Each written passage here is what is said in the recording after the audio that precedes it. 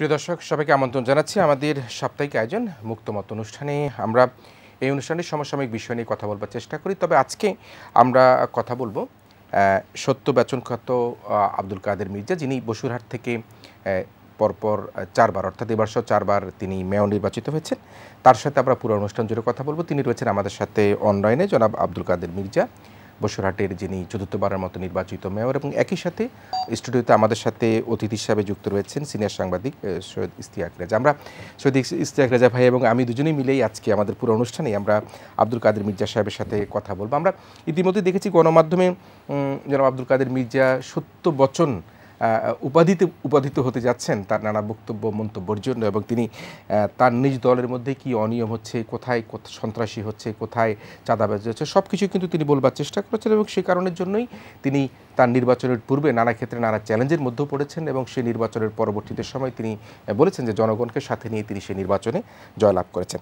আমি জনাব আব্দুল কাদের মির্জা আপনাকে ধন্যবাদ জানাচ্ছি আপনি আমাদের সাথে যুক্ত হওয়ার জন্য। আপনি কেমন আছেন? আসসালামু আলাইকুম। ভালো আছেন? ধন্যবাদ, ভালো আছি ইনশাআল্লাহ। আচ্ছা, ভালো আছি। তো আপনি তো এই যে চতুর্থবার মেয়র হতে গিয়ে যে চ্যালেঞ্জের মুখোমুখি হয়েছিলেন, এবং আমরা দেখেছি যে আপনার অনেক চড়াই উতরাই পার করতে হয়েছে, আপনি অনেক জনগণকে সাথে নিয়ে অনেক জায়গায় অনেক বক্তব্য দিয়েছেন এবং অনেক সত্য কথা বলবার চেষ্টা করেছেন আপনার মতামতের ভিত্তিতে।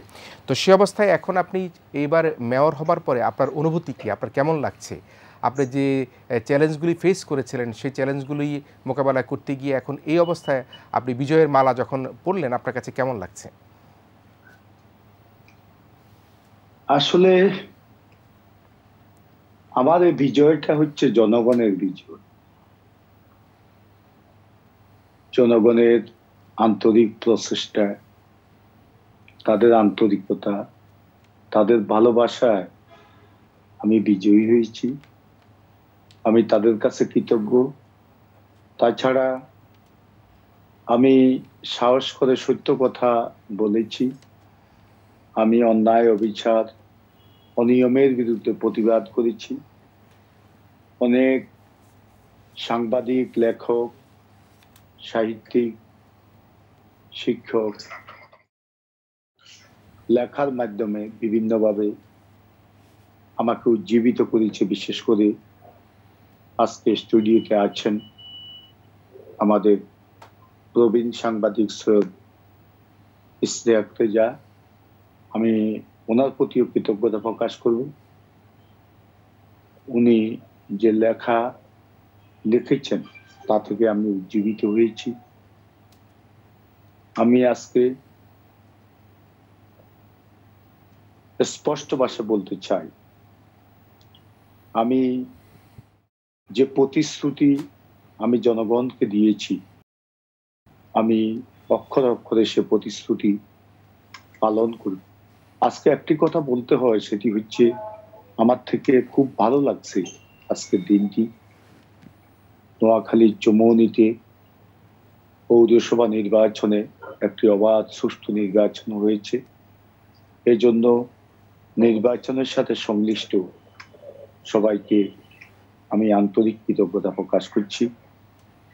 পাশাপাশি আমি প্রত্যাশা রাখব ভবিষ্যতে আজকে চৌমুহনীর মতো সবকটি পৌরসভা এবং আগামী ইউনিয়ন পরিষদ নির্বাচনগুলোতে যাতে শতভাগ সুষ্ঠু নির্বাচন হয়, সে ব্যাপারে নির্বাচন কমিশন প্রয়োজনীয় ব্যবস্থা গ্রহণ করবে। জি, শুনলাম। আমরা আজকে আপনি ঢাকায় এসেছেন, ঢাকায় এসেই আপনি সাংবাদিকদের মুখোমুখি হয়েছিলেন, এবং একই সাথে আমরা দেখেছি আপনার ভাই আওয়ামী লীগের সাধারণ সম্পাদক, তার সাথে আপনার সাক্ষাৎ হচ্ছে। আমরা একটুখানি দর্শকদের জন্য সেই রিপোর্টটি দেখে আমি ইশতিয়াক রেজা ভাইয়ের কাছে আসবো। প্রিয় দর্শক, আমরা আজকে আব্দুল কাদের মির্জা সাংবাদিকদের মুখোমুখি হয়ে যে প্রশ্নের উত্তরগুলি দিয়েছেন বা যে কথা বলেছেন সেই রিপোর্টটি দেখে আমরা আবার আলোচনায় ফিরছি। দলের উচ্চ পর্যায়ের নির্দেশে গৃহীত সব কর্মসূচি স্থগিত করেছেন নোয়াখালীর বসুরহাট পৌরসভার মেয়র আব্দুল কাদের মির্জা। রাজধানী বঙ্গবন্ধু এভিনিউয়ে আওয়ামী লীগ সাধারণ সম্পাদক ও বড় ভাই ওবায়দুল কাদেরের সাথে সাক্ষাৎ শেষে তিনি একথা জানান। আগামী 2 ফেব্রুয়ারি সংবাদ সম্মেলন স্থগিত করা হয়েছে বলেও জানান তিনি। নোয়াখালীর অপরাজনীতির বিষয়ে দলের সভাপতি শেখ হাসিনার কাছে অভিযোগ আছে উল্লেখ করে তিনি বলেন, এসব বন্ধে নেত্রী পদক্ষেপ নেবেন এমন আস্থা রয়েছে। তবে নোয়াখালীর অপরাজনীতি বন্ধ না হলে 1 মাস পর প্রেস ক্লাবের সামনে দাঁড়াবেন বলেও মন্তব্য করেন আব্দুল কাদের মির্জা। তবে তিনি দাবি করেন তার সত্য বচনে ওবায়দুল কাদের কখনো বাধা দেননি। যে সকল কর্মসূচিগুলো নিয়েছিলাম সেগুলা আমরা স্থগিত করছি। আমাদের নেতা জননেতা ওবায়দুল কাদের সাহেব বলেছেন আমাদেরকে ঐক্যবদ্ধ থাকার জন্য এবং জননেত্রী শেখ হাসিনার কাছে নোয়াখালীর অপরাজনীতির বিষয়ে ইতিমধ্যে ওনার কাছে অভিযোগ আছে, সেগুলো উনি যাচাই বাছাই করে প্রয়োজনীয় পদক্ষেপ নেবেন। আমরা রিপোর্টটি দেখলাম এবং আমরা ইশতেক ভাইয়ের সাথে কথা বলবো। তো আমি একটা ছোট্ট প্রশ্ন করে আপনার কাছে আবার ফিরে আসবো ইশতেক ভাইকে। সেটি হচ্ছে আপনি নোয়াখালীর অপরাজনীতির কথা বলছিলেন, সেটি বারবার বলছেন, নির্বাচনের পূর্ব বলেছেন, বিজয় হবার পরও বলছেন। এই অপরাজনীতিটা কোথায় আপনি এখনো দেখতে পাচ্ছেন মনে হয় আপনার কাছে? শুনেন, নোয়াখালীর এমপি একরামুল করিম চৌধুরী সে দলের দায়িত্ব নেওয়ার পর থেকে, বিশেষ করে এমপি হওয়ার পর থেকে, এ সরকার ক্ষমতা আসার পর থেকে নোয়াখালীতে অপরাজনীতি শুরু করেছে। টেন্ডারবাজি,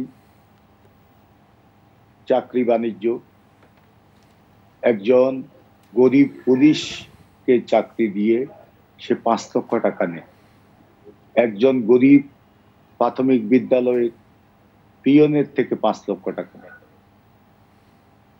প্রশাসনকে ব্যবহার করে নানা অনিয়ম করে, চাঁদাবাজি, এলাকায় সন্ত্রাস, অস্ত্রবাজি, আজকে সে পড়ে যাচ্ছে প্রতিনিয়ত। এটা দুঃখজনক। এটা আওয়ামী লীগের মতো সংগঠনকে আজকে ধ্বংসের মুখোমুখি দাঁড় করিয়ে দিয়েছে নোয়াখালীতে। আপনারা দেখেন আজকে নির্বাচন, এই নির্বাচনে জনগণের রায় আপনারা নিশ্চয় বুঝতে পেরেছেন নোয়াখালী আওয়ামী লীগের অবস্থান কোথায়। এটার জন্য দায়ী সেই একরামুল করিম চৌধুরী। জি, তো তো আমরা বুঝলাম যে একরামুল করিম চৌধুরী সাহেবের অভিযোগগুলি অনেকগুলি আপনি বলেছেন, সেগুলি নানাভাবে তিনি ঘুষ বাণিজ্য করছেন সেটা বললাম। আমি একটু ইশতেক ভাই, আপনি তো এই সামগ্রিক বিষয়টাকে একেবারেই শুরু থেকে আপনি পর্যবেক্ষণ করে আসছিলেন এবং যে নানা রকমভাবে একটা কথার বাহাসও কিন্তু আমরা দেখেছি। একরামুল করিম সাহেবও কিন্তু নানা রকম মন্তব্য করেছেন, ওবায়দুল কাদের সাহেবদের পরিবারকে নিয়ে, তাদের রাজনীতি নিয়ে কথা বলেছেন। তো আজকে যেহেতু আমরা মির্জা কাদের সাহেবকে এখানে পেয়েছি, আপনি একটু আপনার যুক্ত করবেন কিনা, কোনো জানবার কিছু আগ্রহ আছে কিনা, বা আপনি কি মনে করছেন? ধন্যবাদ আপনাকে। আমি শুভেচ্ছা জানাই আব্দুল কাদের মির্জাকে যে তার সাথে আমি টকশো করতে পারছি এবং তিনি যেভাবে কথা বলছেন, বাংলাদেশের রাজনীতিবিদরা সাধারণত যেভাবে কথা বলে তার মধ্যে কোনো প্রাণ থাকে না, অত্যন্ত বোরিং। সেই বিবেচনায় বলতে হবে যে মির্জা কাদের বলার ধরন একদম আলাদা, নাটকীয় এবং যা মানুষকে বোরিং করে না। মির্জা কাদের ফেসটা এই মুহূর্তে বাংলাদেশের পরিচিত মুখচ্ছবি এবং বলতে গেলে তিনি একাই এখন দলের ভাবমূর্তি এবং দলের এজেন্ডা এই জায়গায় নিজেকে নিয়ে গেছেন। এবং একটা কথা বলতেই হয় যে দুর্নীতির মাঝে কিংবা লাশের উপরে দাঁড়িয়ে যে রাজনীতি, তার বিরুদ্ধে অবস্থান নিয়েছেন মির্জা কাদের। এই জন্য আমি তাকে অভিনন্দন জানাই। কিন্তু প্রশ্ন অনেকগুলো আছে, আপনার মাধ্যমে মির্জা কাদেরকেও আমি করতে চাই। একটা হলো এই যে একরাম চৌধুরী, যার বিরুদ্ধে আপনার এত ক্ষোভ, প্রশ্ন হলো তিনি কিভাবে দলের প্রধান হলেন, নোয়াখালী জেলা আওয়ামী লীগের প্রধান হলেন? সেখানে কি কোনো নির্বাচন হয়েছিল? এই যে নির্বাচন না হয়ে কাউকে দলের প্রধান বানিয়ে দেওয়া, একটা কাউন্সিলের নাম করে, সেটার বিরুদ্ধে কি আপনি বলবেন? এবং সেই দায় কি কিছুটা দলের কেন্দ্রীয় সাধারণ সম্পাদকের উপরে বর্তায় কিনা? কারণ তিনি কিন্তু একই সাথে সারা দেশের আওয়ামী লীগের সাধারণ সম্পাদক এবং ওই জেলার নেতা। তো সেইটা আপনি মনে করেন কিনা? জি, শুনছিলেন যে কাদের মির্জা ভাই যে একরাম সাহেব সম্পর্কে নানা প্রশ্ন তুলেছেন। আসলে সেখানে তার পক্ষে কর্মীদের সমর্থন ছিল বিদায় সে নির্বাচিত হয়েছে। মোটামুটি হয়েছিল, মোটামুটি সমর্থন ছিল, যারা উপস্থিত ছিল তাদের সমর্থন তার পক্ষে ছিল। মূলত তার প্রতিপক্ষ যারা, ত্যাগী যারা, তাদেরকে স্টেজের কাছেও আসতে দেয়নি, প্যান্ডেলেও ঢুকতে দেওয়া হয়নি। তার নিজস্ব লোকজনদেরকে এনে, তার বাটিয়া লোকজনদেরকে এনে প্যান্ডেল ভর্তি করে সেখানে তার সমর্থন সে আদায় করেছে এবং ওই সমর্থন দেখেই আমাদের নেতৃবৃন্দ তার পক্ষে সেদিন সিদ্ধান্তটা নিয়েছে। না জনাব কাদের মির্জা, আমার প্রশ্নটা কিন্তু এইখানে নয়। তার পক্ষে সিদ্ধান্ত নিতেই পারে, তার সমর্থন থাকতে পারে, কিন্তু নিয়মটা হলো দলের কাউন্সিল হলে কাউন্সিলের একটা নির্বাচন হবে, কাউন্সিলরদের ভোটে নির্বাচিত ব্যক্তি নেতা হবে। সেটা কেন হলো নির্বাচন হয় নাই? এবারে কোনো নির্বাচন হয় নাই। এবার আমাদের সেক্রেটারি জেনারেল সাহেব উনি ঘোষণা দিয়েছেন কোনো নির্বাচন এবারে হয় নাই। এর আগের সম্মেলনে কিন্তু নোয়াখালীতে নির্বাচন হয়েছিল, এবারে নির্বাচন হয়নি। সেক্ষেত্রে বুঝতে পারলাম যে আপনি বলছেন যে প্যান্ডেল ভর্তি করে তার সমর্থিত লোকজনকে এনেই তিনি সেখানে নির্বাচনে তার পক্ষে রায় নিয়েছেন। তো এই অবস্থার প্রেক্ষাপটে আপনি কি আপনার ভাইয়ের সাথে কথা বলেছেন কিনা এই কারণের জন্য যে আপনার ভাই তো যেটি আমাদের স্টুডিওর অতিথি ইশতিয়াক রেজা ভাই বললেন যে তিনি তো শুধুমাত্র নোয়াখালীর নয় জাতীয় নেতাও বটে, তো সেই জায়গার মধ্যে কি একটা সমাধান বা সুরাহা করবার কোনো সুযোগ কি তৈরি হচ্ছে কিনা? কারণ ইতিমধ্যে কিন্তু আমরা শুধুমাত্র যে একরাম চৌধুরী সাহেবেরই কোনো রকম কোনো এই যে আপনি যে অপরাধের কথা বলছেন, দোষের কথা বলছেন, তার পরিবারের অন্য সদস্য বা তার আত্মীয় স্বজনদের মধ্যে কিন্তু নানা রকম এই ধরনের অভিযোগ উত্থাপিত হয়েছে। সেই জায়গায় কি আপনারা কোনোভাবেই কোনো চেষ্টা করেছেন কিনা, কথা বলেছেন কিনা? আসলে তার অপকর্মের বিরুদ্ধে দীর্ঘদিন পর্যন্ত আমাদের নোয়াখালীর অনেক নেতা, বিশেষ করে আমাদের ত্যাগী নেতা মাহমুদুর রহমান বেলায়েত সাহেব, যিনি মুজিব বাহিনীর অধিনায়ক ছিল নোয়াখালীতে, উনি তার বিরুদ্ধে অবস্থান নিয়েছিলেন। অনেক সময় আমাদের হাইকমান্ডকেও বিষয়টা জানিয়েছেন, কিন্তু কেন জানি এখন পর্যন্ত কোনো ব্যবস্থা গ্রহণ করা হয়নি। এটা আমার বোধগম্য নয়। এখন আমার বক্তব্য হচ্ছে এই অবস্থায় তাকে নোয়াখালী জেলা আওয়ামী লীগের দায়িত্ব থেকে অব্যাহতি যে কোনো অবস্থায় দিতে হবে। অন্যথায় নোয়াখালীতে আজকে দেখেন হাতিয়াতে তার বিরুদ্ধে হাজার হাজার জনতা রাস্তায় নেমেছে। কোম্পানিগঞ্জে আমাদের এলাকায় হাজার হাজার নেতাকর্মী, ত্যাগী নেতাকর্মী রাস্তায় নেমেছে।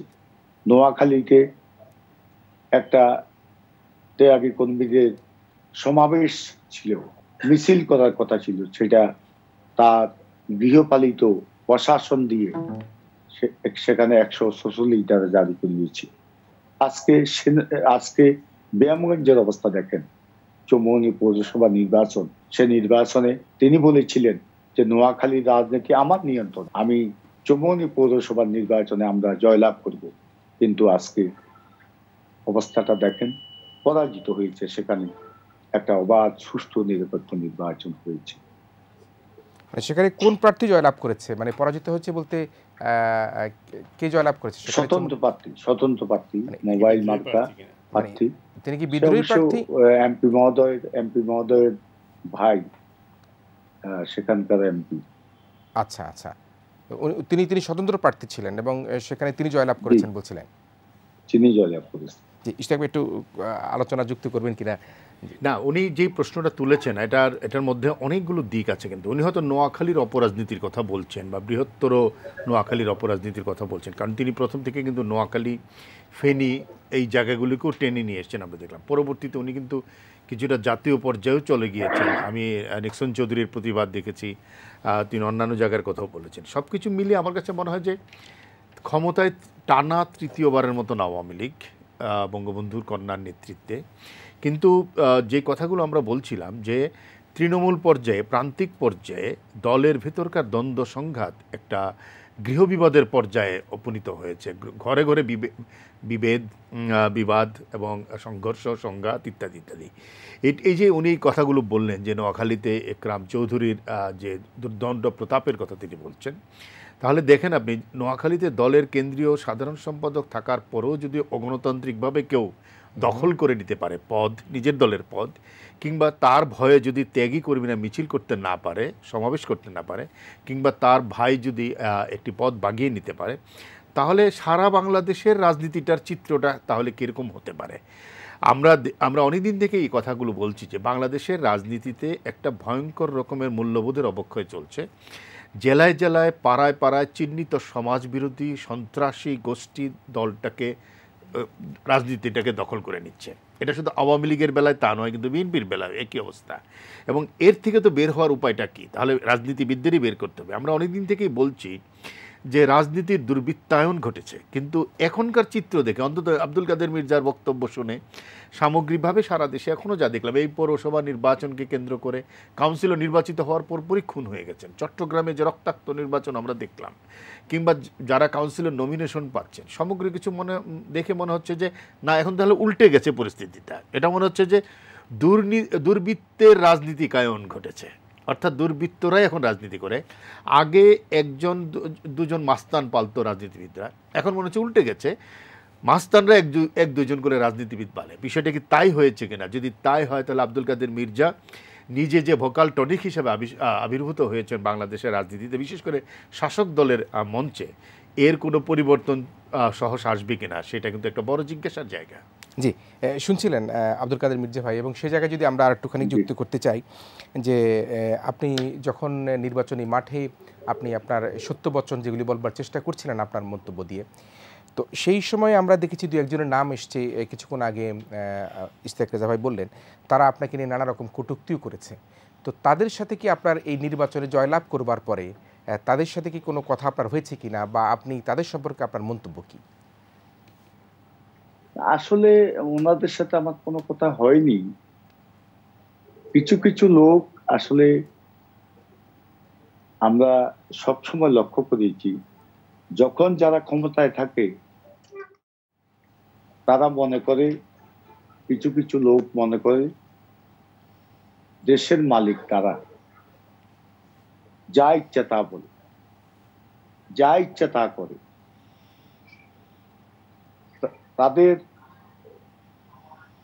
তাদের মুখ থেকে আমাদের সম্পর্কে পাগল সহ, উম্মাদ সহ অনেক কথা বলা হয়। কিন্তু আপনারা নিশ্চয় লক্ষ্য করেছেন যে তারা, বিশেষ করে একরামুল করিম চৌধুরী আজকে আমাদের নেতা জননেতা ওবায়দুল কাদের সাহেবকে বলেছে রাজাকার পরিবারের সন্তান। এরপরে সেটা প্রত্যাহার করে নিয়ে তিনি বললেন যে ওবায়দুল কাদের সাহেব বীর মুক্তিযোদ্ধা, আব্দুল কাদের মির্জা রাজাকার পরিবারের সন্তান। তো ওবায়দুল কাদের সাহেব বীর মুক্তিযোদ্ধা, আমার বড় ভাই, আমার পিতৃতুল্য বড় ভাই। আমাদের ধমনীতে একই রক্ত প্রবাহিত হচ্ছে। তাহলে উনি বীর মুক্তিযোদ্ধা, আমি রাজাকার পরিবারের সন্তান। এটা অত্যন্ত কষ্টের ব্যাপার। আমাকে সে বলে চিকিৎসা নেওয়ার জন্য। আপনারাই বলেন তার চিকিৎসার প্রয়োজন আছে কি? তার এই বক্তব্য থেকে এটা কি প্রমাণিত হয় না সে একটা পাগল উন্মাদ?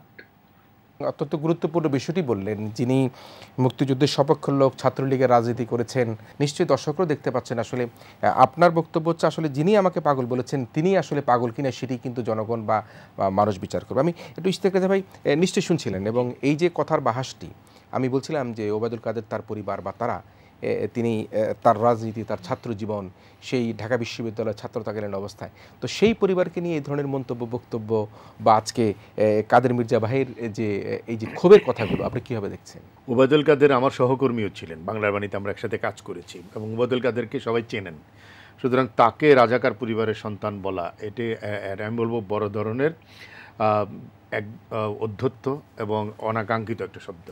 এবং ওবায়দুল কাদের নিজে একজন মুক্তিযোদ্ধা, তাকে আর তিনি বক্তব্য প্রত্যাহার করে যেটা বলেছেন, আমি কাদের ভাইকে বলি না, মির্জা কাদেরকে বলেছি, কিন্তু তারা দুজন তো একই পিতার সন্তান। তার অর্থ হলো এগুলো একটা অনর্থক কথা। কিন্তু আমি অন্যভাবে দেখি বিষয়গুলোকে। দেখেন, যেই দল যুদ্ধাপরাধের বিচার করেছে, বঙ্গবন্ধু হত্যার বিচার করেছে, যেই দল মুক্তিযুদ্ধের পক্ষের শক্তির নেতৃত্ব দানকারী হিসেবে আজকে দেশ পরিচালনা করেছে, তার সাধারণ সম্পাদকের পরিবারকে যদি রাজাকার বলা হয় তার দলেরই একজন নেতা কর্তৃক, যিনি নোয়াখালী জেলার একজন সভাপতি এবং একজন সংসদ সদস্য, তাহলে এই রেকর্ডটা কিন্তু থেকে যায়। এবং এটা কিন্তু আমি বলবো যে তাহলে নৈতিকতার জায়গাটা কিন্তু অনেক বড় প্রশ্নের মুখে দাঁড়িয়ে যায়।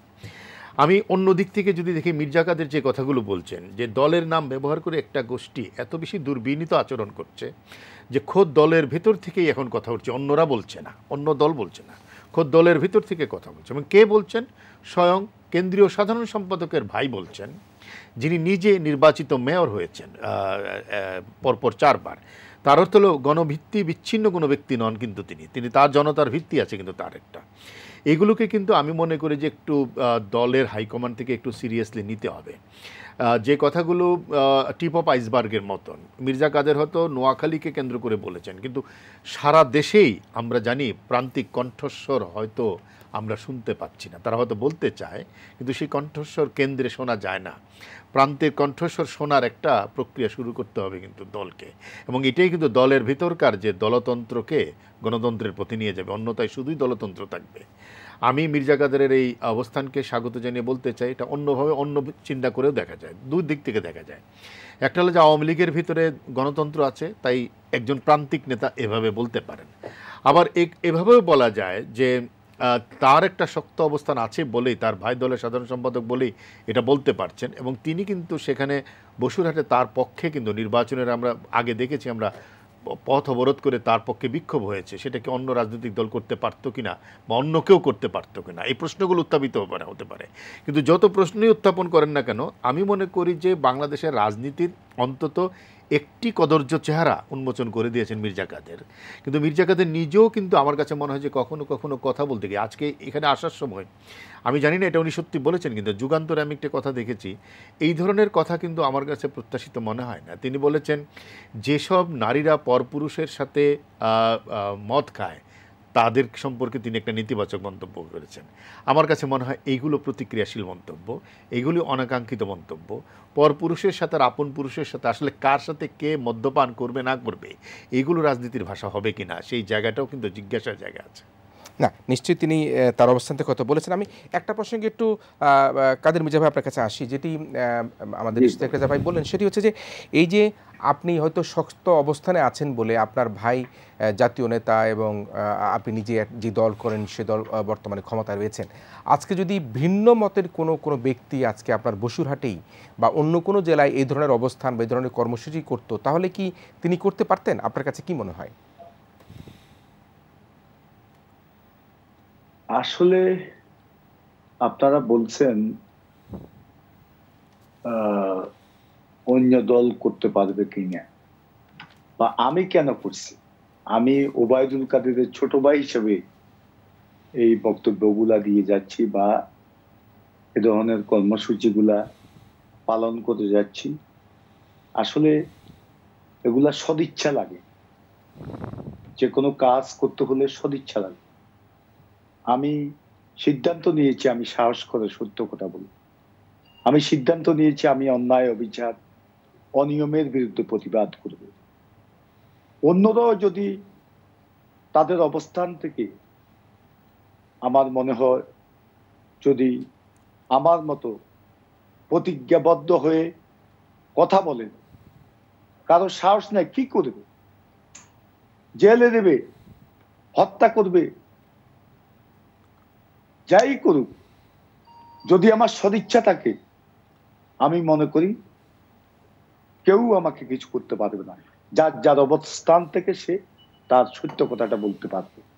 আজকে দেখেন বিএনপির মতো সংগঠন, খালেদা জিয়া আজকে আপোস করে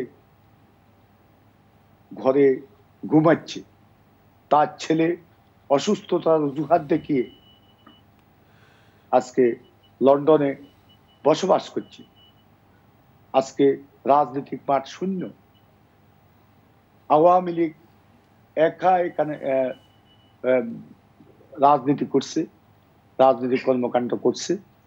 আওয়ামী লীগের নেতা কর্মীরা কোনো প্রতিবাদ নেই, তারা তাদের ইচ্ছা মতো যা ইচ্ছা তাদের নিজস্ব সম্পত্তি মনে করে আওয়ামী লীগের কিছু কিছু নেতা কর্মী অপকর্ম চালিয়ে যাচ্ছে।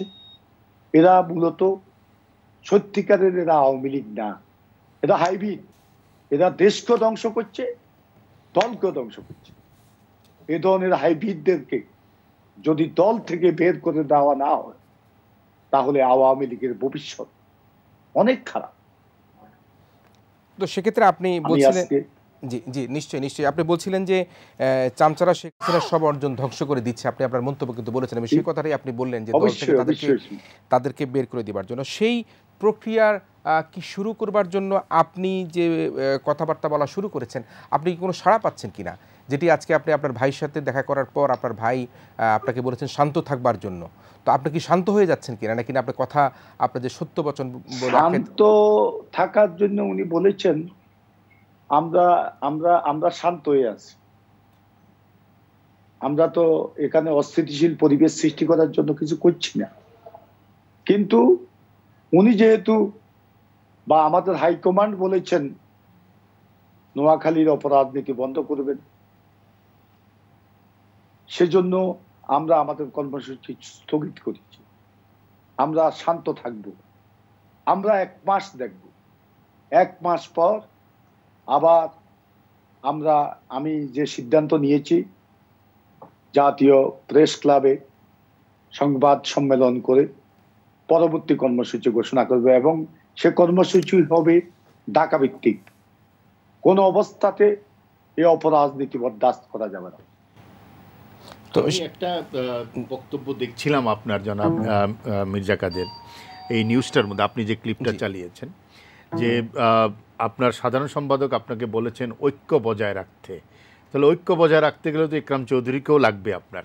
না, আমার উপজেলার কথাই তিনি বলেছেন, ইকরাম চৌধুরীর কথা বলেন না। ইকরাম চৌধুরীর বিষয়টা বৃহত্তর নোয়াখালীর রাজনীতিতে যদি ঐক্যের কথা বলা হয়, তার নাম উল্লেখ না করে বলেছেন যে নোয়াখালীর যে বিষয়টা, যে সমস্যাটা, সেই সমস্যাটার জননেত্রী শেখ হাসিনার টেবিলে আছেন, উনি বিষয়টা দেখতেছেন, তার বিষয়ে স্পষ্ট উনি বলে দিয়েছেন, ইঙ্গিত করেছেন আমাদেরকে, নাম বলে নাই। কিন্তু আমাদের এলাকায় আমরা যেন ঐক্য থাকি, এ কথাটাই তিনি বলতে চেয়েছেন। তো আপনারা ওনার এলাকা তো ভিন্ন এলাকা, আপনি কি কারণের জন্য আপনার কাছে মনে হয় যে তিনি তো আপনার এলাকায় মেয়র প্রার্থীও কাউকে দেয়নি আপনার বিপরীতে, বা তিনি তো আপনার বিপরীতে আপনার এলাকায় এসে কোনো মিছিল মিটিংও করে নাই, তো আপনার এই সন্দেহটা কেন তৈরি হচ্ছে ইকরাম চৌধুরীর প্রতি বারবার আপনার? শুনেন, সে আমার বিরুদ্ধে আমার এলাকায় প্রার্থী দেবেন সেই পরিস্থিতি আমার এলাকায় নেই, সেই সুযোগ ওনার নেই। উনি চেষ্টা করেছেন শেষ দিন পর্যন্ত, নির্বাচনের দিন পর্যন্ত চেষ্টা করেছেন, অন্তত কিছু না করতে পারলেও নির্বাচনকে প্রশ্নবিদ্ধ করার জন্য চেষ্টা করেছেন, কিন্তু পারেন নাই। যে কথাটা আগে বলেছি, উনি বলছে পুরা নোয়াখালী আমার নিয়ন্ত্রণ, আমি চৌমুহনী পৌরসভা নির্বাচনে আমাদের প্রার্থীকে জয়লাভ করিয়ে দেখিয়ে দেব একরামুল করিম চৌধুরী নোয়াখালী নিয়ন্ত্রণ করে। আজকে কি দেখেছে, কি দেখেছে? তার রাজনীতির কারণে আজকে নোয়াখালী আওয়ামী লীগ সুপসে যাচ্ছে। জননেত্রী শেখ হাসিনার আজকে জনপ্রিয়তা বেড়েছে নোয়াখালী, কিন্তু আওয়ামী লীগের এমপি প্রার্থীদের জনপ্রিয়তা বাড়েনি। আমি বলেছি 4টা কনস্টিটুয়েন্সিতে আওয়ামী লীগ চিতার মতো পরিবেশ আছে, এখন থেকে কাজ করতে হবে।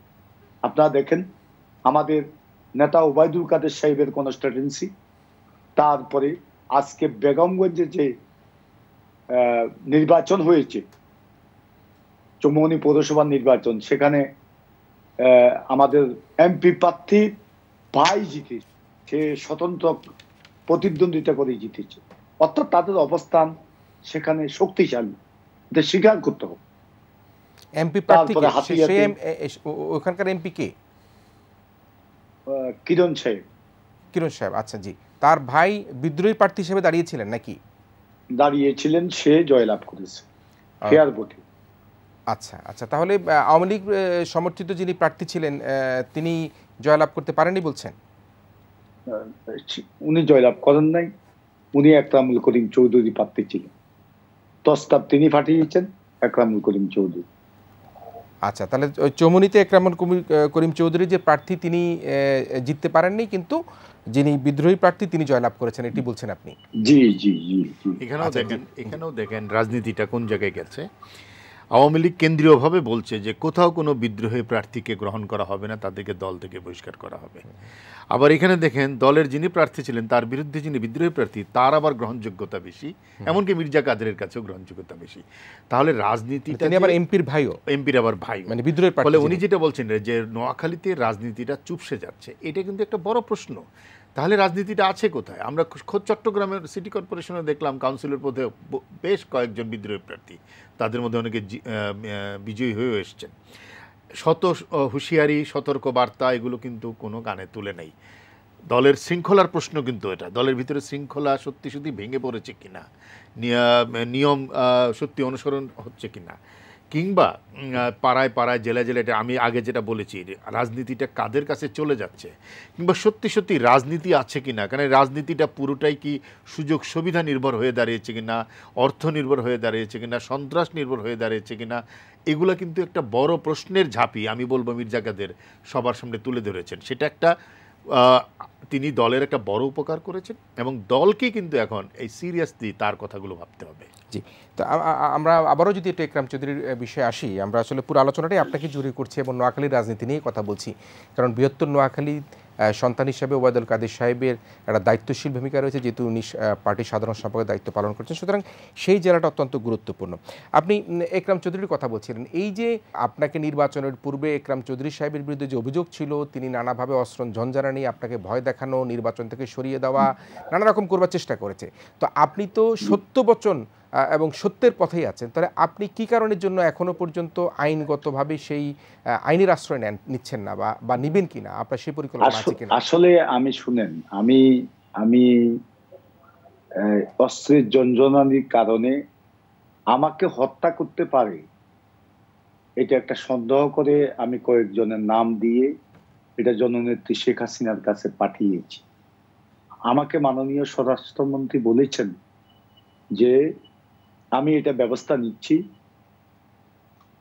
তুমি তোমার কাজ করো, আমি দেখছি। কিন্তু এখনো পর্যন্ত কিছুই হয়নি, এটা হচ্ছে বাস্তবতা। নোয়াখালীতে আজও যে নির্বাচন হয়েছে সেখানে একরাম চৌধুরী তার এলাকা থেকে সন্ত্রাসীদেরকে সমনি নির্বাচনে পাঠিয়েছে, সেখানে জনতার গণপিটানিতে তারা পালিয়ে যেতে বাধ্য হয়েছে। জি ভাই, যুক্ত করবেন কিনা? এটি অনানুষ্ঠানিকভাবে কিন্তু জানিয়েছেন, আনুষ্ঠানিকভাবে তো একটা মামলা মোকদ্দমার বিষয় থাকতে পারে, তো সেই জায়গাটাই তো যেহেতু সত্য বচন হিসাবে নিজকে দাবি করেন এবং সেটাই ইতিমধ্যে আমরাও মনে করছি। না, এখানে হয়তো পরিপ্রেক্ষিতগত বিবেচনার কারণে তিনি আনুষ্ঠানিক কোনো মামলা রুজু করেন নাই, কিন্তু তিনি যে বক্তব্য উপস্থাপন করেছেন, যিনি তথ্য সরবরাহ করেছেন, এগুলো যেহেতু স্বরাষ্ট্রমন্ত্রী পর্যন্ত পৌঁছেছে, সুতরাং এটা তো আমি বলবো আইন শৃঙ্খলা রক্ষাকারী বাহিনীর জানা এবং একই সাথে দলের হাইকমান্ডের জানা। এটা একটা আইন শৃঙ্খলার প্রশ্ন, আর একটা কিন্তু দলের শৃঙ্খলার প্রশ্ন। সুতরাং উভয় দিক থেকে এটা কিন্তু একটা বিষয় হয়ে বিবেচনার জায়গা রাখে। আমি তো বলবো যে খুন সন্ত্রাস আর লাগামহীন যে দুর্নীতির নানা অভিযোগ নানা জায়গা থেকে উঠছে, এগুলোকে কিন্তু আর বিচ্ছিন্ন ঘটনা হিসেবে দেখবার কোনো জো নাই, এবং আমি সেই জায়গাটাই মির্জা কাদের হয়তো বলার চেষ্টা করছেন। এখন উনি তো ওনার বলার ঝাঁপিটা খুলেছেন, তিনি বলছেন, কিন্তু আসলে ব্যবস্থাপনাটা কি হবে, কিংবা সুরক্ষাটা কি হবে, দলের সুরক্ষা, দেশের সুরক্ষা, ত্যাগী কর্মীদের সুরক্ষা যেটা উনি বলছেন সেটা কি হবে, তার কিন্তু কোনো সুনির্দিষ্ট বার্তা আমরা দেখতে পাচ্ছি না। তিনি বলেছেন হাইব্রিডে ভরে গেছে, এই কথা কিন্তু ওবায়দুল কাদেরও বহুবার বলেছেন যে ছাত্রলীগের ভিতরে হাইব্রিড ঢুকে গেছে, কাওয়া ঢুকে গেছে, ইত্যাদি ঢুকে গেছে। তিনি দলের কথাও বলেছেন অনেক সময়। তাহলে এই জায়গা থেকে দলকে বের করে আনার রাজনৈতিক প্রক্রিয়াটা কি? আমরা তো দেখলাম প্রধানমন্ত্রী স্বয়ং দুর্নীতির বিরুদ্ধে জেহাদ ঘোষণা করেছেন, জিরো টলারেন্সের ঘোষণা করেছেন। ও দুর্বৃত্তায়নের বিরুদ্ধে অবস্থান নিয়েছেন, এবং আমরা দেখেছি ক্যাসিনো কাণ্ডে যুবলীগ নেতাদেরকে, পরাক্রমশালী যুবলীগ নেতাদেরকে ছাড়া হয়নি, কিন্তু তাদেরকে ধরা হয়েছে। তাহলে সেই প্রক্রিয়াটাকে আরও বিস্তৃত করা যায় কিনা, শুধু নোয়াখালী নয়, বাট নোয়াখালী দিয়েও শুরু হতে পারে, যেহেতু মির্জা কাদের কথা বলছেন। তিনি তো বারবার বলছেন নোয়াখালীর অপরাজনীতি, সেই অপরাজনীতির হোতা কারা, সেই অপরাজনীতি থেকে উপকারের রাজনীতি কোন দিকে নিয়ে যাওয়া যাবে, সেই পন্থাটা দলের ভিতর থেকে বের হতে হবে। তো সবচেয়ে বড় কথা হলো, আমি বলি দলের ভিতরে গণতন্ত্রের চর্চা। দলের ভিতরে যদি গণতন্ত্রের চর্চা থাকে, দলের কর্মীরা যদি তাদের কথা বলবার জায়গাটা খুঁজে পায়, এবং তারা যদি তাদের নেতা নির্বাচিত করতে পারে নির্বাচনের তাহলে সেইটা একটা বড়। আমি একটু আব্দুল কাদের মির্জা আপনার কাছে আসি। নিশ্চয়ই আপনি মন্তব্য করেছেন, সেটি যদি আপনাকে মনে করিয়ে দেই, একজন মেয়রের হত্যার কথা, আগুন দিয়ে যে পোড়ানো হয়েছিল, সেই সময়ের একটু প্রেক্ষাপটের কথা আপনি কি বলেছিলেন যে তাদেরকেও এখন পর্যন্ত কোনোভাবে আইনের আশ্রয় নেওয়া হয় নাই। সেই বিষয়ে কি আপনার কি এখনো কোনো নতুন কোনো মূল্যায়ন আছে কিনা? মূলত সেখানে যে চেয়ারম্যানকে হত্যা করা হয়েছে, আকরাম ভাই আমাদের খুব ঘনিষ্ঠ ছিল, আমাদের দুঃসময়ে আমাদেরকে জেলে দেখতে গিয়েছে। এই মানুষটাকে প্রকাশ্য দিবালোকে প্রথম গুলি করে হত্যা করলো, এরপরে গাড়িতে ঢুকিয়ে পেট্রোল ঢেলে দিয়ে তার গাড়ি শুদ্ধ জ্বালিয়ে দিয়েছে। এত জঘন্য হত্যাকাণ্ড, কিন্তু প্রকৃত আসামিরা আড়ালে রয়ে গেছে, তাদের বিরুদ্ধে ব্যবস্থা গ্রহণ করা হয়নি। আমি আজকে দাবি করব যে অনতি বিলম্বে এটা পুনঃ তদন্ত করে যারা সত্যিকারের অপরাধী তাদের দৃষ্টান্তমূলক শাস্তি দেওয়া হোক, তার পরিবার ন্যায় বিচারটা অন্তত পাক। তারা আজকে ঘর থেকে বের হয়ে কান্না পর্যন্ত করতে পারেন, এ ধরনের পরিস্থিতি সৃষ্টি হয়েছে। এটা চলতে দেওয়া যায় না। এটা আওয়ামী লীগ আজকে ক্ষমতা, বঙ্গবন্ধু স্বাধীনতা দিয়ে গেছে, এদেশে এই অপরাজনীতি চলবে, এত জঘন্য হত্যাকাণ্ড চলবে, আমরা চুপ করে বসে থাকবো, এটা হতে পারে না, এটা আমরা মানতে পারি না, এটার বিরুদ্ধে আমরা কথা বলবোই। তো সেক্ষেত্রে কি আপনি যেটি বলছিলেন যে যারা আসলে এই ঘটনার মূল হোতা বা নায়ক হিসাবে যারা রয়েছেন তারা আইনের আওতায় আসে নাই, তো আপনি কি মনে করেন কারা এরকম কোনো কিছু কি আপনার কোনো নিজস্ব কোনো অনুসন্ধানে আছে কিনা যে সন্দেহ করছেন এই ধরনের? ওই বিষয়ে তো আমি আসলে এটা জনগণের কথা। আমার বাড়ির 3টা বাড়ি পরে হচ্ছে ফেনী এলাকা, প্রত্যেকটা মানুষের মুখে মুখে যে সেখানে এই যে হত্যাকাণ্ডটা ঘটলো, এটার কি ন্যায় বিচার হয়েছে, প্রত্যেকটা মানুষ বলে। মানুষ কাকে সন্দেহ করে কি মনে হয় আপনার কাছে? সন্দেহের বিষয়টা এটা তদন্ত করে, আমি তো কারো নাম এভাবে বলতে পারি, এটা তদন্ত করে বের করা হোক, সঠিক তদন্ত করা হোক। কিন্তু যেটা হয়েছে সেটাতে সন্তুষ্ট না জনগণ, সেটা আপনি মনে করছেন? জি, এটা জনগণ বলে যে ন্যায় বিচার হয়নি। এখানে বিএনপি কাউকে এনে গ্রেপ্তার করে তাদেরকে আইনের আওতায় এনেছে। আওয়ামী লীগেরও সাধারণ নেতাকর্মী আছে, কিন্তু মানুষ মনে করে যে প্রকৃত অর্থে এরা আসামি না, এরা এই হত্যাকাণ্ডের মূল হোতা না। জি, এটা যুক্তি ধরার ছোঁয়ার বাইরে। আমি ওনার এই বক্তব্য আগেও দেখেছি, ফেনীর একরাম হত্যা কিংবা নরসিংদীর লোকমান হত্যা, দুজনে কিন্তু মেয়র ছিলেন। দুজনকে যে হত্যা করা হলো তার উদ্দেশ্য এবং বিধেয় দুটোই পরিষ্কার। তার অর্থ হলো দলের অভ্যন্তরীণ দ্বন্দ্ব সংঘাতের কারণেই তারা খুন হয়েছেন। কিন্তু আমি তার সাথে সম্পূর্ণ একমত যে দলের দুজন অত্যন্ত প্রভাবশালী নির্বাচিত নেতা যারা বিপদের সময় দলের পক্ষে অবস্থান নিয়েছিল, ত্যাগী নেতা হিসেবে পরিচিত ছিল, তাদের হত্যা করার পরেও তার বিচার হয় না। তো এটা তো একটা দলের কর্মীদের কাছে একটা, আমি বলবো যে রং সিগন্যাল হিসেবে যায়, সাধারণ মানুষের কাছে তো যাই। সুতরাং এই যে ঘৃণ্য রাজনীতি, এই যে সহিংস রাজনীতি, এই যে একটা হিংসার রাজনীতি এবং রক্তের হোলি খেলা, এই রাজনীতিটা দলকে তো পর্যদস্ত করে। আমি বলবো একই সাথে দেশের গণতন্ত্রের চর্চা, মানবাধিকারের চর্চা, সাম্যের চর্চা, সবচেয়ে বড় কথা সুস্থতার চর্চা, রুচির চর্চাটাকে নষ্ট করে দেয়।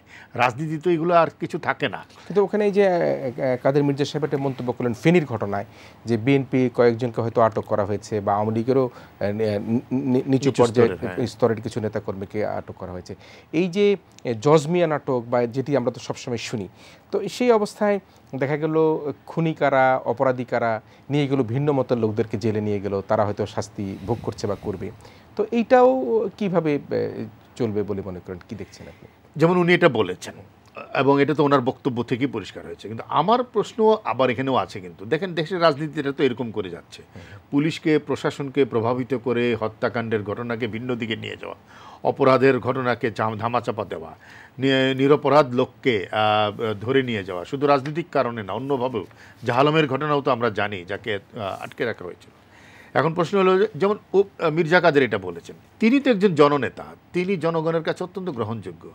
আমার তো ভালো লাগতো তিনি যদি একটি ফেনীর একরাম হত্যাকাণ্ডের জন্য একটা ফ্যাক্ট ফাইন্ডিং কমিটি গঠন করে ফেনীতে যেতেন, তো তিনি সেটি করলেন না কেন? নিশ্চয়ই আমরা সেই আহ্বানও করতে পারি যে কাদের মির্জা ভাই শুনলেন যে আপনি নিজেও তো সেখানে একটা অবস্থান নিতে পারেন, যেহেতু এখন ফ্যাক্ট ফাইন্ডিং কমিটি করতে পারেন, জনগণ কেন্দ্রিক কমিটি করতে পারেন, যেহেতু মানুষের মধ্যে এই বিচার নিয়ে এখনো পর্যন্ত ধোঁয়াশা রয়েছে। নিশ্চয়ই আপনি সেই বিষয়ে আপনার একটা মতামত আমাদেরকে দিবেন কিনা? দেখেন, এ বিষয়ে আমার বক্তব্য হচ্ছে, এখানে সরকার আছে, প্রশাসন আছে, ওনারা বিষয়টা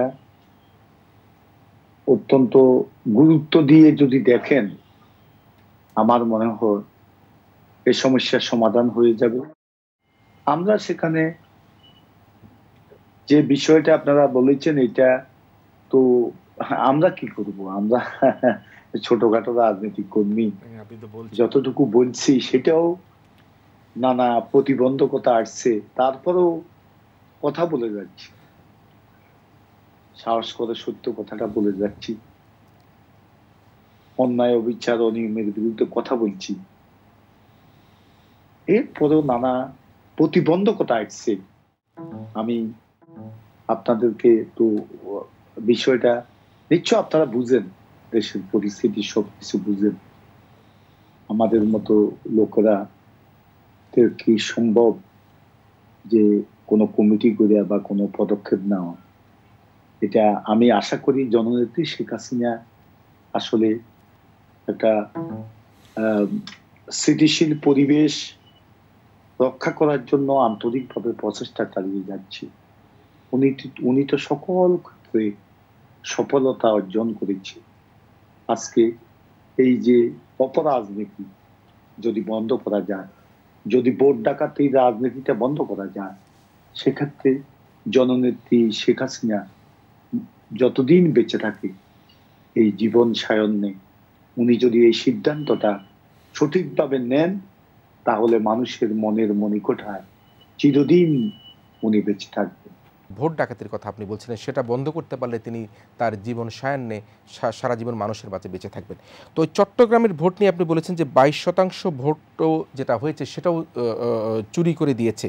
এটা কিসের ভোট? আপনার মন্তব্য আমি বলছি, আমরা এই ভোট চাই না। তো সেই জায়গাটাকে আপনি কিভাবে বলবেন, যেহেতু আমরা বলছি, আপনি নিজে মনে করছেন যে সত্য বচন আপনার কাছ থেকে আমরা পাচ্ছি, আপনি চট্টগ্রামের ভোটটা নিয়ে যে মন্তব্য করেছেন 22% ভোটও চুরি করে দিয়েছে, নিজেরা দিয়েছে, সেই জায়গাটাকে আপনি কিভাবে ব্যাখ্যা করবেন? দেখেন, আসলে ভোট চুরি বিষয়ে বাংলাদেশে ভোট চুরিটা শুরু হয়েছে জিয়াউর রহমানের আমলে। হানা ভোটের মধ্য দিয়ে ভোট ডাকাতি শুরু হয়েছে। এর পরবর্তী পর্যায়ে 1991 সালের তত্ত্বাবধায়ক সরকারের আমলে একটা নির্বাচন তত্ত্বাবধায়ক সরকারের অধীনে হয়েছিল। সে নির্বাচনে বিএনপি জয়লাভ করেছে, সেটাও আওয়ামী লীগের ব্যর্থতার ফসল। 12টার পর আওয়ামী লীগের নেতা কর্মীরা কেন্দ্র থেকে এসে বঙ্গবন্ধু এভিনিউতে রং ছিটাছিটি করছে, তারপরে সেখানে একে অন্যের সাথে আলোচনা করছে মন্ত্রী কে হবে, এসব নিয়ে ব্যস্ত। তারা কিন্তু কেন্দ্রে ছিলেন না, বিদায় ওই সুযোগটা সদ্ব্যবহার করেছে বিএনপি, তারা ক্ষমতায় এসেছে। ওই নির্বাচন ছাড়া বিএনপির আমলে প্রত্যেকটা নির্বাচন, জাতীয় পার্টির আমলে তো একটাও হয়নি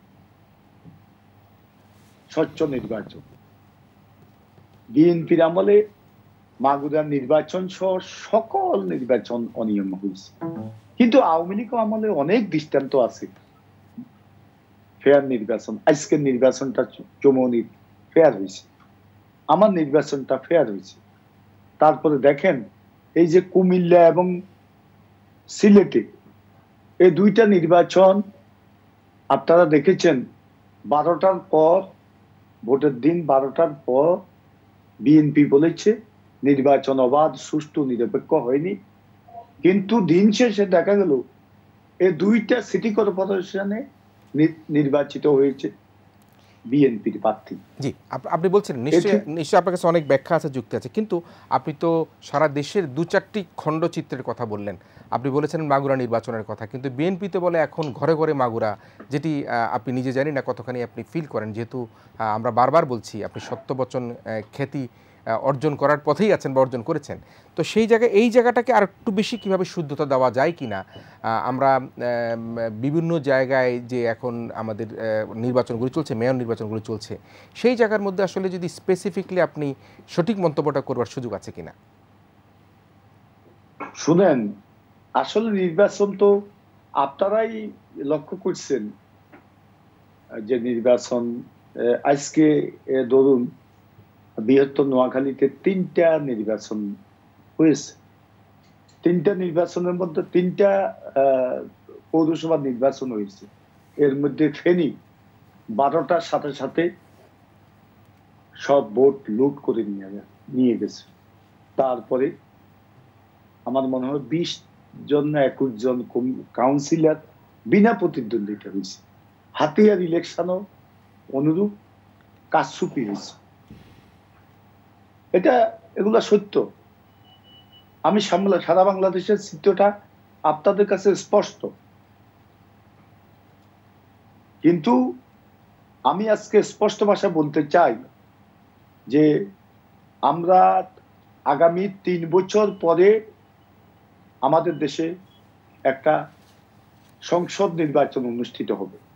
এই সংসদ নির্বাচনকে সামনে রেখে আজকে এখানে বিরোধী দলের কোনো অস্তিত্ব নেই। বিএনপি অস্তিত্ব নেই, জামাতে ইসলাম তাদের কোনো রেজিস্ট্রেশন নেই। তারপরেও তারা দল করে, দলের কার্যক্রম করতেছে। তারা এখনো আমি মনে করি বিএনপির কোলবালিশ হিসাবে, আমি এটাকে কোলবালিশ বলি, কোলবালিশ হিসাবে তাদেরকে থাকতে হবে।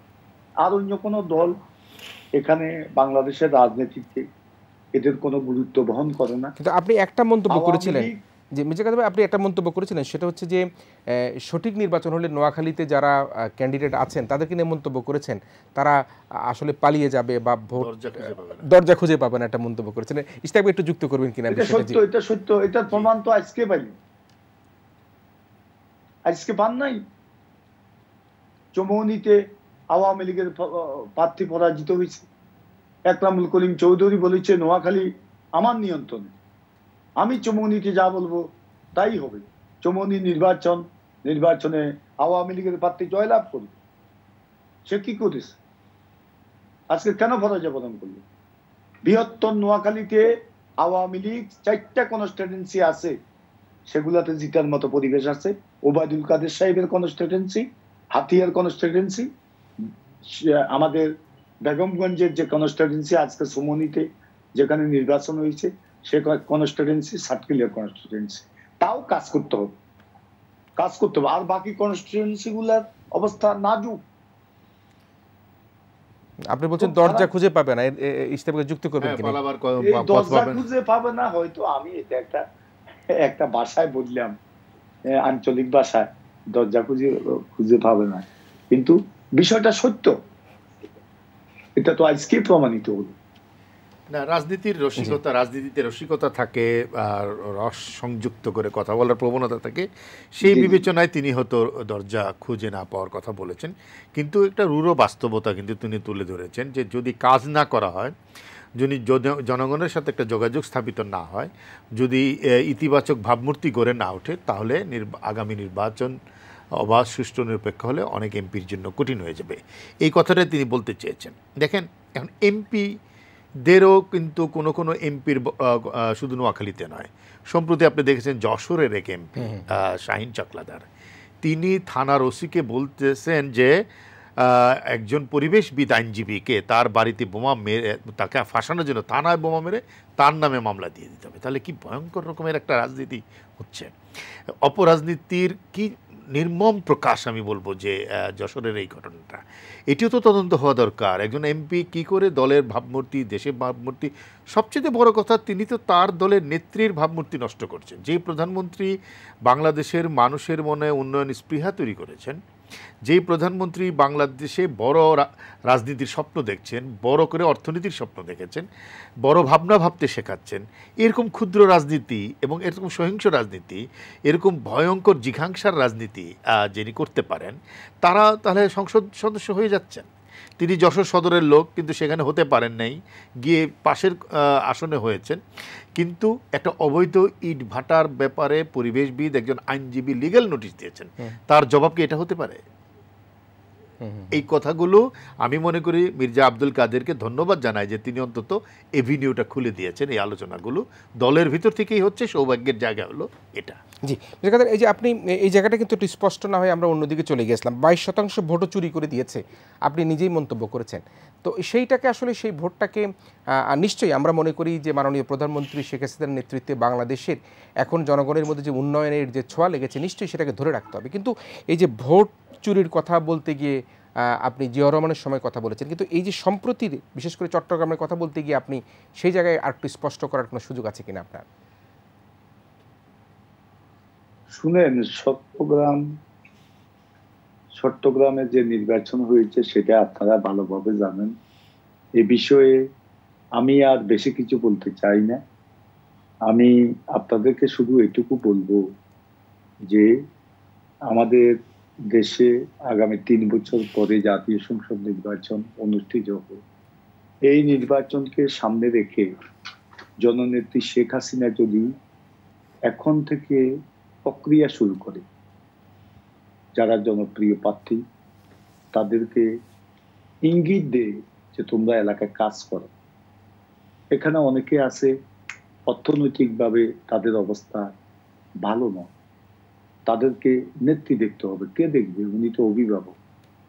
এদেরকে যদি উনি সহযোগিতা করেন অর্থনৈতিকভাবে, তাদেরকে ভবিষ্যতে মনোনয়ন দেয় বা এখন থেকে ইঙ্গিত দেয়, এখন থেকে যদি আমরা কার্যক্রম আমাদের দল শুরু করতে পারি, জননেত্রী শেখ হাসিনা যদি সে ধরনের পরিস্থিতি সৃষ্টি করতে পারেন, আমি মনে করি বাংলাদেশ আওয়ামী লীগ আগামী নির্বাচনে শতভাগ নিরপেক্ষ নির্বাচনে বিপুল সংখ্যাগরিষ্ঠতা নিয়ে সরকার গঠন করবে। আর এখানে একটা কথা বলতে হয়, সেটা হচ্ছে আসলে আমাদের দেশে এখন রাজনীতিতে টিম ওয়ার্ক নেই। একসময় বঙ্গবন্ধুর অনুপস্থিতিতে 71 সালে সৈয়দ নজরুল ইসলাম, তাজউদ্দিন আহমেদ সাহেব, আমাদের কামরুজ্জামান, মনসুর আলী, ওনার একটা টিম ওয়ার্ক ছিল। ওনাদের নেতৃত্বে স্বাধীনতা যুদ্ধ হয়েছে। তারপরে আমাদের শেখ ফজলুল হক মনি, আমাদের আসম আব্দুর রব, শাহজাহান সিরাজ, সিরাজুল আলম খান, আব্দুল কুদ্দুস মাখন, তোফায়েল আহমদ সাহেব, ওনাদের নেতৃত্বে একটা টিম ওয়ার্ক ছিল। এখন সেটা নেই। এখন ধরেন এই যে আওয়ামী লীগের মতো অর্গানাইজেশন, এখানে অধিকাংশ নেতা তারা মনে করে ওবায়দুল কাদের সাধারণ সম্পাদক, আমাদের কি প্রয়োজন দলের? আমি এই যে সার্বক্ষণিক কার্যক্রমের সাথে থাকবো, এটা আমার প্রয়োজন মনে করে না। নেত্রীর নির্দেশে হয়তো বা কোথাও যায়। আর প্রোগ্রাম একটা যখন বঙ্গবন্ধুর মৃত্যুবার্ষিকী ধরেন, সেই প্রোগ্রামে আপনার এই যে মুজিব পড়ি, সেখানে যায়, ফুলটা দিয়া এরপরে বাসায় ফিরিয়ে আসে। আমার এলাকার লোকজন বলে, নোয়াখালীর মানুষ এটাকে হাইলে করে। হাইলে করাটা আপনি বুঝেন কিনা জানি না। হাইলে করে স্পষ্ট করেন। জি, হাইলে করাটা একটু আমাদের দর্শকদের অর্থাৎ মানে সে এই রাজনীতিটা যখন একটা কর্মসূচি হয় তখন সে করে, আর সে এটার সাথে তার কোনো সম্পৃক্ততা থাকে না, দায় সারা দিচ্ছে। সেটা হচ্ছে আমাদের এলাকায় বলা হাইলে করে। জি এরকম অবস্থা যদি হয় তাহলে এদেশে আমার মনে হয় কোনো পরিবর্তন আসবে না। এখানে আওয়ামী লীগের একটা টিম ওয়ার্কের প্রয়োজন আছে। আজকে আমাদের নেতা ওবায়দুল কাদের সাহেবের নেতৃত্বে যদি আমাদের জাতীয় নেতা, অনেক ত্যাগী নেতা এখনো আছে, আমি সেদিন সুজিত দাকে বলছি যে আপনাকে আমি যখন 111-এর পর আপনাকে রাস্তায় দেখেছি সাধারণ নেতা কর্মীর সাথে, আপনাকে হাইকোর্টের বারিন্দায় আমি দেখেছি কর্মীদের সাথে। আমি আপনাকে আমি আইনজীবীর ইয়েতে দেখছি, চেম্বারে দেখছি কর্মীদের সাথে। এ ধরনের নেতার আজকে প্রয়োজন। এ ধরনের নেতাদেরকে নিয়ে যদি ওবায়দুল কাদের সাহেব, উনি 75-এর পরে 75-এর পরে এ দল সংগঠিত করছে সারা বাংলাদেশে বঙ্গবন্ধুর জয়গান গেয়ে। আপনারা জানেন উনি জেলে ছিল 36 মাস জেল। আপনি কোন সুজিতে সাহেবের কথা বলছিলেন? মির্জা ভাই আপনি কোন সুজিতে কথা বলছিলেন? সুজিত রায় নন্দী। আচ্ছা, সুজিত রায় নন্দী ঢাকা বিশ্ববিদ্যালয়ের মার্কেটিং এর ছাত্র ছিলেন, আমারই ব্যাচমেট ছিলেন, তার কথা বলছিলেন আপনি। শুদ্ধ রাজনীতির কথা বলছিলেন। জি, তার সাথে আমি পড়াশোনা করেছি। অত্যন্ত ত্যাগী নেতা। আমরা সব সময় ওনাকে দেখছি অনেক ত্যাগ থেকে স্বীকার করছি। তিনি তো এ ধরনের নেতাদেরকে নিয়ে যদি ওবায়দুল কাদের সাহেব সারা বাংলাদেশে 1975-এর পরে উনি যে প্রক্রিয়া শুরু করেছে দলকে সংগঠিত করার জন্য, বঙ্গবন্ধুর জয়গান গেয়ে উনি সারা বাংলাদেশের দলকে সংগঠিত করেছে, যার রেজাল্ট আমরা পাইছি যেদিন জননেত্রী শেখ হাসিনা 1900 কত সাল দেশে ফিরছে, 81 সালের 17ই মে জননেত্রী শেখ হাসিনা দেশে ফিরছে। আপনারা জানেন সেদিন ঢাকাতে ছিল প্রচুর বৃষ্টি এবং ঝড়। সে বৃষ্টি ঝড়ের মধ্যে লক্ষ লক্ষ মানুষ সেদিন জননেত্রী শেখ হাসিনার নামে। আসলে আব্দুল কাদের মির্জা ভাই, আপনার সাথে কথা বলে কিন্তু আমাদের সময় এমন ভাবে ফুরিয়ে যাচ্ছিল। সৃষ্টি হয়েছে ওবায়দুল কাদের সাহেবের নেতৃত্বের, সঠিক নেতৃত্বের কারণ। জি, আপনার সাথে আলাপ করতে করতে আসলে আমাদের সময়টা এমনভাবে ফুরিয়ে গেল, মনে হচ্ছিল যে আমরা মানে এমন একটা চমৎকার পরিবেশে কথা বলছিলাম যেটা বৈঠকি আলোচনার মতো করছিলাম। আমি একটু হিসাবে আপনাকে দিয়ে যদি মূল্যায়নটা শেষের দিকে আসি, এবং সেটা হচ্ছে যে এই যে আব্দুল কাদের মির্জা সাহেব এই শুদ্ধতার কথা বলছেন, ভোট ডাকাতির কথা বলছেন এবং অপরাজনীতি বন্ধের কথা বলছেন, তো আসলে উনি কতখানি এই নিজে একটা আঞ্চলিক নেতা হিসেবে কতখানি টেনে তুলতে পারবেন তার বক্তব্য মন্তব্য দিয়ে? না, এই মুহূর্তে তো তিনি সারা দেশে আলোচিত, এবং আমি বলবো যে আওয়ামী লীগের এজেন্ডা তিনি স্থির করে দিতে চেষ্টা করছেন একটা প্রান্তিক জায়গায় থেকেও। সেই জায়গাটা থেকে যেমন তার কথার মধ্যে আক্ষেপ আছে, তার কথার মধ্যে কিন্তু আমি বলবো এক ধরনের দীর্ঘশ্বাস আছে। দীর্ঘশ্বাসটা কীরকম? যে শুধু 15ই আগস্ট আসলে দলের কিছু নেতাকে খুঁজে পাওয়া যায়, তাদেরকে আর পাওয়া যায় না। কিন্তু রাজনীতি তো একটা সার্বক্ষণিক ত্যাগের কাজ, সার্বক্ষণিক জনগণের সাথে থাকার কাজ। সেটা কেন হচ্ছে না? তো সেই প্রশ্নটা তিনি রেখেছেন। কিংবা শাসক দল করলে কিছু অর্থবিত্তের সুযোগ আসে, এটা সত্য কথা বাংলাদেশের মতন জায়গায়, কিন্তু সেটা কতটা নগ্ন হতে পারে তিনি আফসোসের সুরে সেটা বলছেন। এবং তিনি কিন্তু দলের ভিতরকার যে সংঘাতময় একটা রাজনীতি আছে, বৈরীর পরিবেশ আছে, নিজের দলের নেতাদেরকে খুন খারাপির মধ্যে পড়ে যাওয়ার যে সহিংসতা আছে, সেটি তিনি তুলে ধরার চেষ্টা করেছেন। আমি বলবো যে সামগ্রিক বিবেচনায় তিনি কিছু প্রশ্ন তুলেছেন, কিছু কথা বলেছেন, কিছু পর্যবেক্ষণ জাতির সামনে উপস্থাপন করেছেন। এখন দল কিন্তু এটাকে সামগ্রিক বিচারে দেখতে হবে। তিনি নোয়াখালীর পার্সপেক্টিভ থেকে বলেছেন, নোয়াখালীর পরিপ্রেক্ষিত থেকে, কিন্তু এটার তো একটা ন্যাশনাল কনটেক্সট আছে, জাতীয় কনটেক্সট আছে। সেই জাতীয় পরিপ্রেক্ষিতে দল এবং সরকার কতটা বিবেচনা করবে সেই প্রশ্ন রেখেই আমরা শেষ করতে পারি। জি, আমি একটু শেষে একটু আব্দুল কাদের মির্জা ভাই, আপনি তো জনপ্রিয়তার দিক থেকে আমরা দেখেছি যে আপনার এলাকায় যখন ভোট হয়েছে বিএনপিতে যারা ছিলেন তারাও বলছে সুষ্ঠু ভোট হয়েছে, যারা জামাতের আমরা প্রার্থীকেও বলেছি সেখানে ভোট হয়েছে সুষ্ঠু। তো আপনি এই জনপ্রিয়তার মধ্যে কি আপনি আরো বড় কোনো স্বপ্ন দেখেন কিনা, জাতীয় রাজনীতির অন্য কোনো স্বপ্ন দেখেন? আমি কোনো জাতীয় রাজনীতিতে আমি থাকবো না। আমি জেলা আওয়ামী লীগের সাথেও থাকবো না। আমি আমার এলাকায় একজন সদস্য হয়ে এ দলের জন্য কাজ করব। আজকে শুনেন, বাংলাদেশে প্রয়োজন জননেত্রী শেখ হাসিনার মতো রাষ্ট্রনায়ক। আজকে বাংলাদেশে প্রয়োজন জিল্লুর রহমানের মতো নেতা। 111-এর পরে সবাই বেইমানি করেছে। জিল্লুর রহমান সাহেব সেদিন দলের দায়িত্ব নিয়েছেন। তারপরে দেখেন আপনার এই যে আমাদের রফিকুল হক, ব্যারিস্টার রফিকুল হক সাহেব দেশপ্রেমিক একজন আইনজীবী ছিলেন। জননেত্রী শেখ হাসিনার মামলাও করেছে, খালেদা জিয়ার মামলাও করেছে।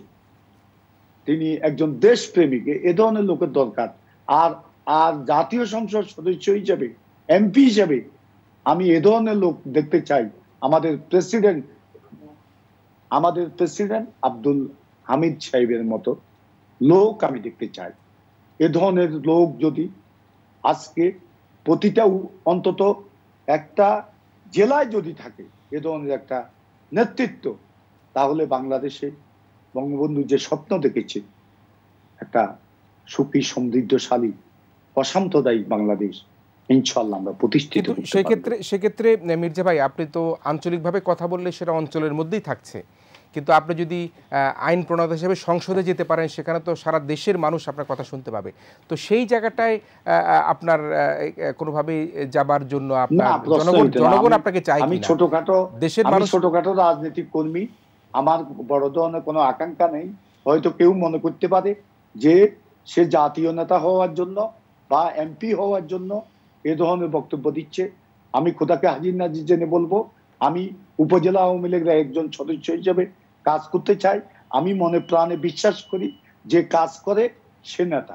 যে আমরা শেষ মন্তব্যের জন্য আসবো, বলছিলেন যে 600-700 জন করে কমিটিতে আছে, এত নেতার ভিড়ে তিনি সেখানে যাবার কোনো মনোবাসনা তার নাই।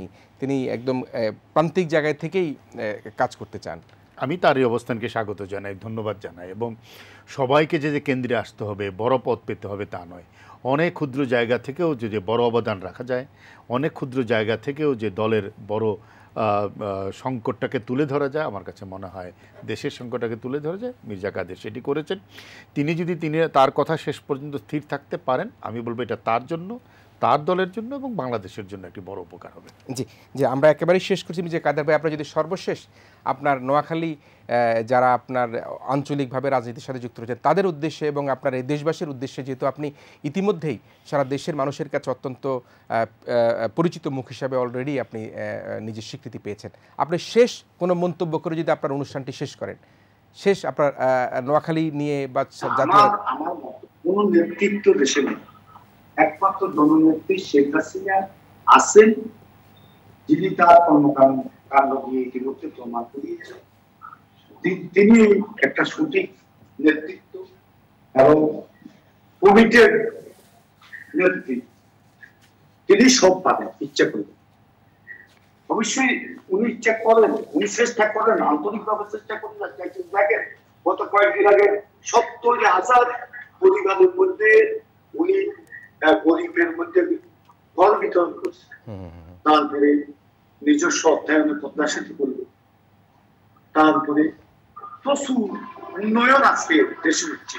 আগামী 2 বছর শেখ হাসিনা ক্ষমতায় থাকে, বাংলাদেশে কাজ করার মতো কোনো কিছু থাকবে। জি আব্দুল কাদের মির্জা ভাই, আপনাকে আমরা দারুণভাবে ধন্যবাদ জানাই। আপনি আমাদের সাথে যুক্ত হয়ে আমাদের অনুষ্ঠানে আপনি আপনার মতামত, আপনার বক্তব্য আপনি তুলে ধরেছেন। আমরা বসুরহাট পৌরসভায় আপনি নির্বাচিত হয়েছেন। আমি বসুরহাট জনগণকেও ধন্যবাদ জানাই, কৃতজ্ঞতা জানাই। আপনাদের সাথে মেয়র হিসাবে নির্বাচিত হয়ে জনগণের সাথে প্রান্তিক পর্যায়ে কাজ করবার আশা পোষণ করছেন আব্দুল কাদের মির্জা। এবং একই সাথে আমাদের আজকের স্টুডিওতে ইশতিয়াক রেজা ভাই, আপনাকেও ধন্যবাদ জানাচ্ছি আমাদের আজকের মুক্তমত অনুষ্ঠানে। প্রিয় দর্শক, আসলে রাজনীতিতে একটা শুদ্ধতা থাকতে হবে, যেটি ইশতিয়াক রেজাও বলেছেন এবং আব্দুল কাদের মির্জা সাহেব বলেছেন, এবং সেই শুদ্ধতার অগ্রযাত্রায় বাংলাদেশ এগিয়ে যাবে প্রত্যাশা করে আমাদের আজকের অনুষ্ঠান এখানে শেষ করছি। প্রিয় দর্শক, আপনারা সবাই ভালো থাকবেন, সবাই মিলে ভীষণ ভালো থাকবেন।